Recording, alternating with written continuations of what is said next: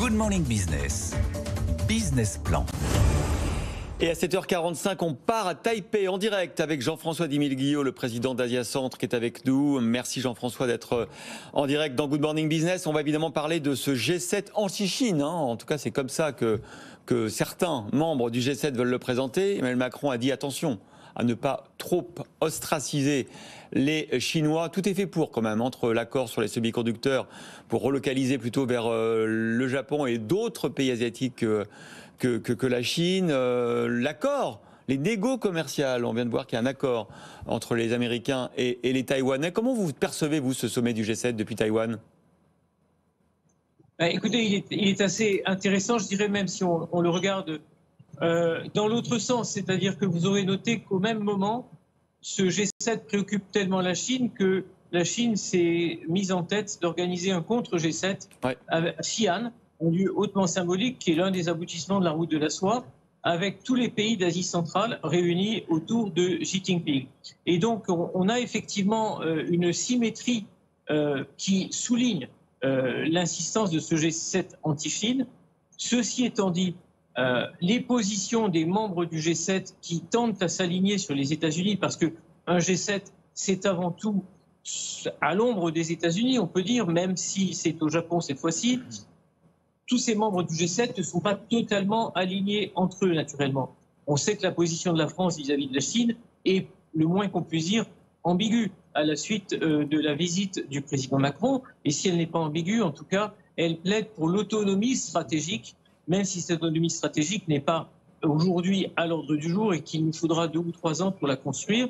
On voit donc que c'est un G7, bien sûr, qui irrite et qui est identifié par la Chine comme anti-Chine, mais qui est un G7 probablement moins unifié qu'il n'y paraît lorsqu'on entend les déclarations. Ce qui est important, c'est qu'il ait lieu en Asie, qu'il ait lieu au Japon. Il faut rappeler que le G20 avait vu, bien sûr, l'émergence de l'Asie, puisque le G20 était à Bali, mais que le Japon avait fait pâle figure, pourrait-on dire, au G20 de Bali. Et là, c'est le retour du Japon, en particulier avec ce qui a été mentionné précédemment, cet accord avec les Coréens, cet accord avec les Taïwanais. Le Japon revient au centre du jeu asiatique, et ça, c'est très important.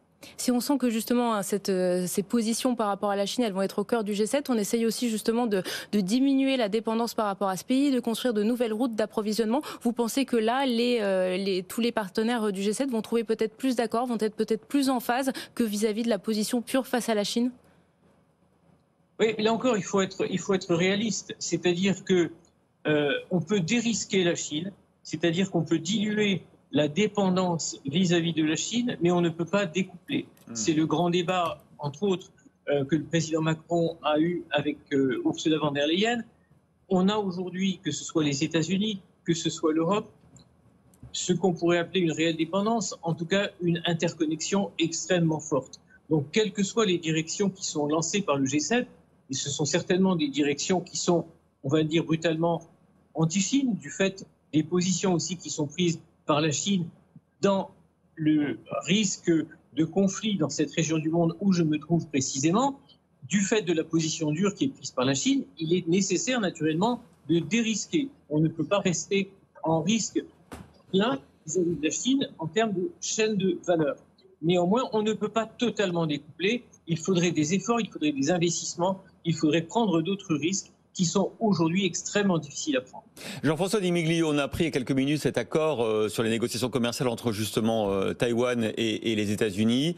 Ça sans doute le prélude à un accord commercial, un accord de libre-échange.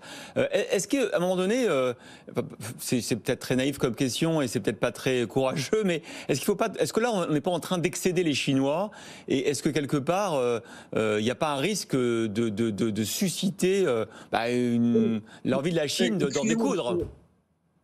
Bon, la question est à la fois simple et compliquée, si vous voulez, pour parler comme le capitaine Haddock. C'est-à-dire que elle est compliquée parce qu'il n'y a pas de situation noire et blanche. Il ne s'agit pas de faire attention à irriter la Chine ou pas. Les interconnexions entre Taïwan et la Chine elle-même sont très fortes. Et c'est d'ailleurs l'une des protections en faveur de Taïwan, c'est que la Chine est tellement dépendante de Taïwan qu'aujourd'hui, un clash, quelque chose de violent, est quelque chose que l'on peut envisager qu'avec énormément de prudence. Et donc, il faut que nous, Occidentaux, nous prenions conscience de ça.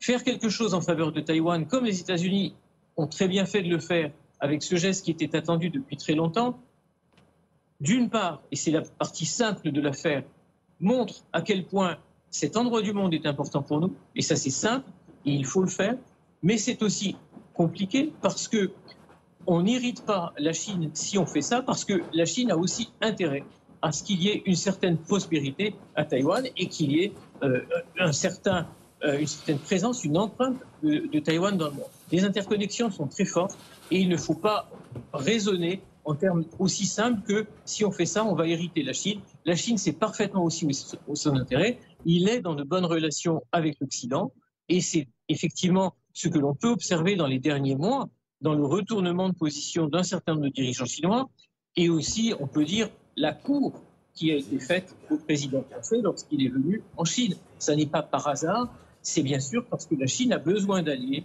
ou en tout cas d'appui, non pas d'alliés probablement, mais d'appui et de soutien commercial en Europe.